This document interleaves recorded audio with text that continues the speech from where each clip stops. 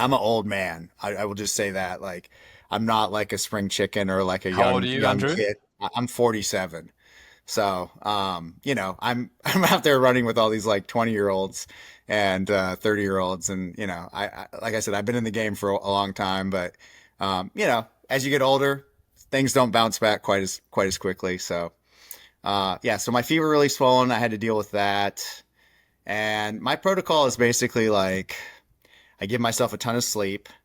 Um, which is, important in recovery. I hydrate like crazy.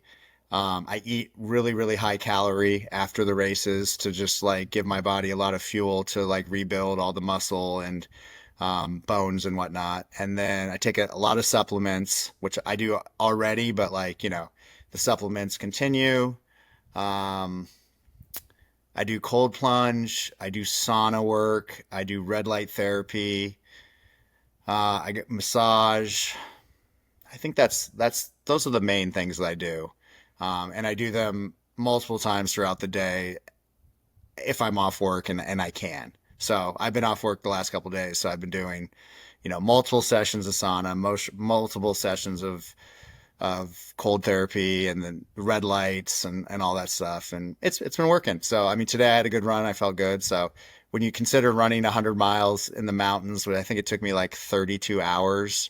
Um, and then to only be messed up for like 3 days, it's okay. That's not a bad bounce back. A lot of people will take that. Most Yeah, people would take yeah, that. I think so. Yeah. Has that been that recovery protocol? Have you always kind of done that? If we're talking about like the 281 weeks, or is this something that you've learned over time? What works best for you, and has your bounce back ability improved over time, or stayed the same? No, I mean, it's definitely been built over the last couple years.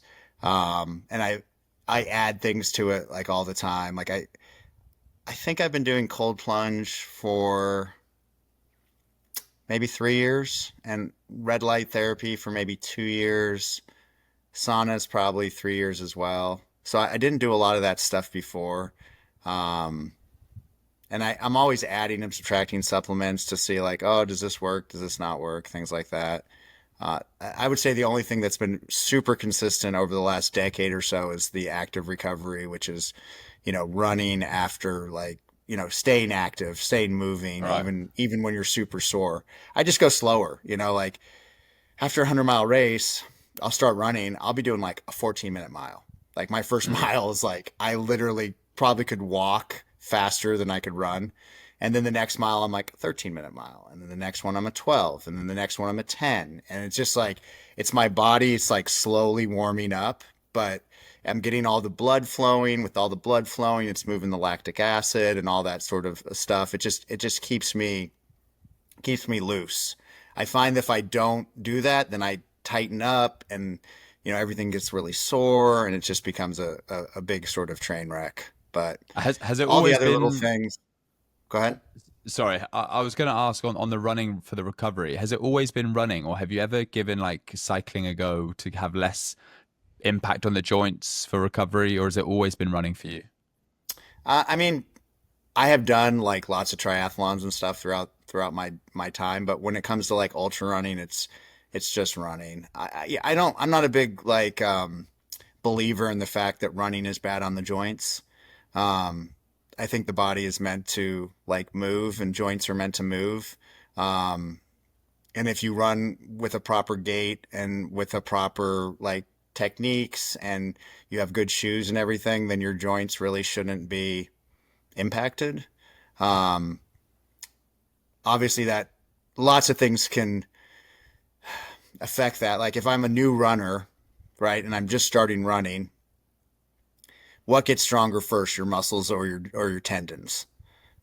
Your muscles, right? So like a lot of times people will start running and they'll feel strong, and they'll run, and their muscles will easily adapt to the running, but all their tendons, because tendons don't get as much blood, they adapt a lot slower, right? So what happens is like your muscles feel strong, and your tendons, which would be like your joints or your knees and all the things that hold your bones together and your muscles together, those those are going to like be sore. And so people are like, oh, I got sore knees or I got sore ankles. It just takes longer for those to adapt to running. And that's why newer runners kind of complain about those sort of ailments. But with someone like me that's been running for 20 something years, I don't have those issues. Um, I don't hate cycling or anything like that. I'm not against it. I'm not against swimming. It's just I got hit by a car on a bike, and so I have a little bit of PTSD with cycling, Jeez. so I don't do it anymore. Um, but when I did cycle, I loved it, and it was like, I could totally see it. I know a lot of my friends cycle as sort of like a cross training thing, and I think it can be super beneficial. I just don't do it. I just run. Yeah, and you're bloody good at it. So Well, if it ain't broke, don't fix it. yeah, I mean, it's because it's sort of what everyone tells you got to do certain things, and maybe you do, but also you have to find what works for you. Um, I was on a like podcast recently with a coach, and we were talking about like stretching, and I was explaining to her that I don't do any stretching, and she was kind of like blown away by that. But then she also said that her instructor had told her that some people just don't need to stretch. And if you do stretch them, then they end up getting like basically injured. And I'm like kind of in that boat. So where a lot of people do need stretching and it's very beneficial, like I've never stretched. And when I do stretch, I get injured. So I just don't do it. And it works for me. So again, something that works for me, but might not work for everybody else. And that's why I don't give people advice on like how to work out. It's just it's just like this is what Andy Glaze does, and it's right for Andy Glaze, but it's probably not right for you. Yeah, in the nicest possible way, you sound like a coach's worst nightmare. Oh yeah, they hate me. They yeah. I know they probably all You can surround imagine and the clients like, oh yeah, but I follow this guy called Andrew and he does this, They're like, don't fucking follow Andrew. yeah, I believe. Well, and I say it a lot though. Don't do what I do. I try to like tell people that, but it falls on deaf ears, I think. But I mean, I think there's a lot of athletes out there that do crazy things, and you're like, you really should not do what they do, but it works for them, Yeah, you and know? that's the beauty of it, right? When you've been in the game for over 20 years, as you said, you do find what works and you find those little tricks that work for yourself, and you know your body and mind better than anyone. So the young Right. guys and girls watching are probably still need a long way to go through that journey, myself included. Um, Yeah. And Although rest what is I will good and say, all those things. Like you should give your body yeah, rest, and like, just because I don't do it, like, doesn't mean that you shouldn't do it. Just, is there any don't try to like be me. It's okay, like it's good. just be yourself? Yeah. Is there any like excuse that you hear consistently that really pisses you off that people make?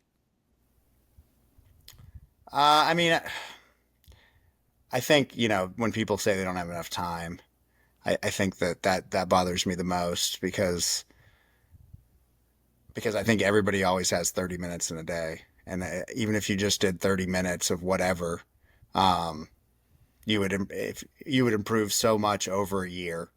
Um, just 30 minutes of whatever, 30 minutes of push-ups, 30 minutes of walking, 30 minutes of pull-ups, whatever. If you just took 30 minutes a day and put it into that, um, over a year, that's, a ridiculous amount of time, and you would see huge gains.